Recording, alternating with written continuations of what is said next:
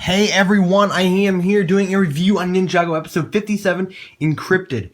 And I'm just going to be going through the episode here again, just like I do with all my episode reviews. Again, you'll be able to soon find it on YouTube most likely, maybe in the HD as well. But I'm just going to slide through pictures here of the episode as well as talk about it. So, as we know in the last episode, the ninja were all caught by Ronin, and then they were brought to Kryptarium prison. So the ninja are being brought in shackles and chains and all that are able to prevent them from using their powers. Lloyd's obviously trying to break out, but he can't because the chains obviously are stopped. The Cole and Lloyd keep trying to break out of them, but of course they cannot because their powers are not. They're not able to use their powers with these on. So, they're being brought to their cell, which is not the part they're walking through here is like a normal area for like more not as dangerous criminals, but they're being brought to the bigger area. But in this episode, we do see Whiplash. Whiplash is one of the skeletons from way back in the pilot episodes in many movies. Whiplash was never, ever, ever in the Ninjago episodes. But this is actually his first time. At least I think so. This is because he was only in the mini movies way back in 2011. I think this is his first time actually appearing in a real episode, so it's very cool to see that. But again, he's in the prison too. But oh well. The ninja are being brought to their prison cell, which is the big main circle area there, where all the bigger, more threatening enemies are, more threatening prisoners are. And then we run into this guy who calls himself the mechanic. And, he kind of got a ninja looking thing on his face. And his arm is robotic. And he's not fond of the ninja because, well, he got out of work after the ninja took down Master Chen. Because this guy worked on repairing things for Master Chen before, Master Chen fell and, lost. But, of course, he's in prison and stuff. And, he wants Zane. Zane's a ninja, so he wants Zane for extra spare parts. This guy just wants spare parts. He's just a prison thug or thief. He's not really a nice guy at all. And then they cut to Nadakan here, and it looks like he's on the Dark Island. I think that's where exactly they are. It just looks like the area that they're at. But Nadakan, he's bringing back his crew, and the last one he brings in is Flintlock, and he is like this pilot. I think he looks like the pilot guy in the set images and stuff. One of the pirate crew, and then all the rest of the crew walks out, revealing that Nadakan's brought them all back. We got Doubloon, and we also got Dog Shank and the Monkey Wrench, and then we got Clamps. So yeah, he's got his crew back, and Nadakan has a plan on where to go with the Realm Crystal. The ninja are still in prison, and Dareth goes to try solving things, to get them out and stuff. But of course, Dareth, he's not really finding out ways. He even said he sent a cake with tools to help him break out. Well, Cole ate the cake, so they're still stuck in there. But the ninja ended up finding another way out. Here's the ninja are just there, going to get their lunch or whatever in the prison. So getting their prison lunch, in the prison. And you can see there's some of the older characters in the back there. You can see Nia and Kai here. And then they run into Captain Soto. And he obviously recognizes the ninja. And Captain Soto starts to talk to them. And the ninja tell them about the Jin. And he says Nadakan. So the ninja learn his name. And they learn the name of Nadakan. And then Captain Soto tells the story of Nadakan. So, and then he tells the story of how, he is one of the greatest ships and crews on the seas. But, of course, there was another one. Misfortune's Keep and Nadakan's crew. And he was explaining how, Nadakan's crew and all that was such a difficult crew to defeat. He was Nadakan's Jin powers. So he was a very difficult one to defeat. But he explained that the venom of a tiger widow spider or something like that can tire. It would like kill. I don't remember if it would kill or knock out someone, a normal person, but it will tire out a Jin, so it will make them tired and they cannot use their powers then for a small moment. So when you use the venom, the Djinns cannot use their powers, and that allows them time to trap them back in the teapot. So that is how you would defeat Nadakan. So he explained that story and all that, and to get to the map, all the stuff. And Captain Soda tries to explain more and more. But then, the mechanic guy comes back and he's after Zane. Starts a big prison fight there in the cafeteria area. He's trying to get after Zane. And then Pixel, well, she puts all the energy in Zane, or most of the energy for a moment, right at his chest. And then, well, he shocks the people that are grabbing at him and trying to hold him down. Shocks them away. And then, he's all fine. But Pixel actually did that. You put all the energy to his chest to get them away from him. Captain Soda said he'll explain the rest and tell them where to find all the stuff that they need if they help him escape. If they find a way to escape and get him out of there. And then Lloyd comes up with a plan to escape.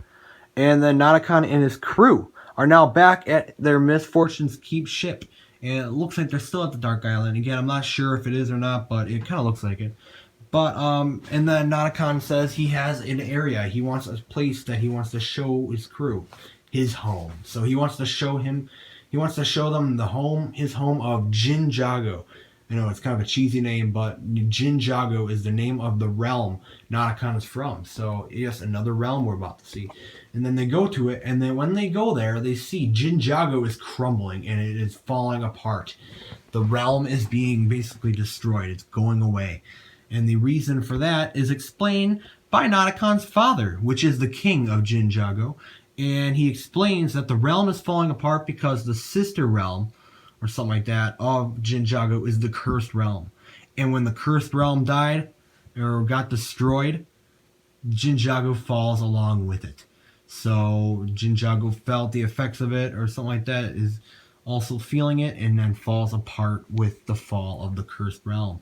So there's always the consequence of the actions of the, and then that explains why now Nadakan is after the ninja even more for what they did. They destroyed the cursed realm. So, and then his father hands him the Jin blade type of soul blade thingy, and then he says goodbye to his father and all that stuff, and then they go back, and then Nadakan makes plans to go get the ninja into his sword and all the ninja souls to become more powerful and stuff within the sword, with the sword and all that. But yeah, so my theory a little while ago, if this was Wu or not, obviously not true. It's his father. So it just looks like Wu if you look at him. So I mean, that's why I brought that theory up, but it's not. So I guess that's really good, I suppose. Now back at the prison, the ninja are now in the hole. So they are, they're all locked up in a hole somewhere else in the prison because, they were the ones who started the prison fight. But Lloyd gets out with a fork. I know it's kind of odd, but he has a fork, and he unlocks his handcuffs with the fork, and then he uses his green energy power to release all the ninja. And then Cole goes up to the top of the the hole, the prison cage. He pulls it open. He gets all the ninja out, and then they're on their prison escape. So prison break. And then of course the deal with Captain Soto was to release Captain Soto and get him out. So Kai goes and gets Captain Soto out. So then Captain Soto would tell the ninja where to go and find, his map to go to the Tiger Widow Island, I think, like that. And then they're on their prison break, and they're just going through the places to get out. They're gonna go down in the sewers or something like that, and Nia uses her water powers to actually get them out of there. And it looked like that a few of the ninja were holding, they're after the ninja. It looks like Nia, I think that's Nia back there. Nia possibly, and Kai are holding Cole up because, well, Nia used water, so Cole apparently cannot touch water. I keep hoping that Cole is going to somehow be different than any other ghost and be able to touch water. And if not, hopefully, he eventually learns how to flip between forms. The Hammond brothers did say he'd be able to do something like that, so maybe not. I don't know yet, but he is kind of learning different ghost powers right now. But hopefully, and then maybe he'll be able to be kind of normal again in a way. So hopefully that may happen. Who knows? But right now they're keeping him away from the water. But they escaped. So this is outside Kryptarium prison. They got Captain Soda out. Captain Soda explains that they must go to Nadakan's ship itself to go find his lantern or something like that. That reveals a map or something to the Tiger Widow Island, which will, get to these spiders to get the venom to defeat Nadakan. So it's all linked there, all a connection there. And then, Captain Soda also looks at Nia and he realizes she looks strikingly similar to someone else he has seen before, and that is referring to I don't remember the name of her already, but Nadakan, the one Nadakan loved way back before he was defeated.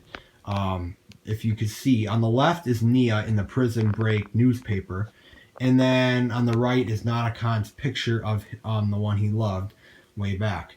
So you can see the similarities, and that is what's going to most likely lead Nadakan to go after Nia and try to marry Nia, which was revealed in the character descriptions. So very interesting there, but that's how the episode ended. So, I mean, altogether, it was a very, very good episode. I kind of liked the one before it, though, just because, it had a lot of older connections to older seasons. This one still had connections as well to older characters and stuff like that, like the Whiplash and stuff, but it was still a really good episode, guys. And if you guys can go and try finding it and watching it, I recommend it because it sounds like March is when they will be coming on the TV in the United States. So if you do not want to wait till then, you may just want to go find them now because waiting may be a little while. So, but altogether though, it was a really good episode, guys. And there's still 7 more. I mean, if you've been watching these online stuff, we still got 7 more to go of this season. So there's still a lot more season to go than we've seen already. And we've already seen a lot. So, yeah, we still got plenty more episodes to go in Skybound to watch. But if you guys have seen it yet, what do you guys think of Ninjago episode 57 Enkrypted? And yeah, it was a really good episode. So, so there's my review on Ninjago episode 57 Enkrypted. Altogether, it's a really good episode. Prison Break, it's kind of cool to see that kind of stuff, very different for Ninjago. They always like to twist things up, but altogether, it was a good episode, guys. So if you have seen it, what do you guys think about it? But there's my review.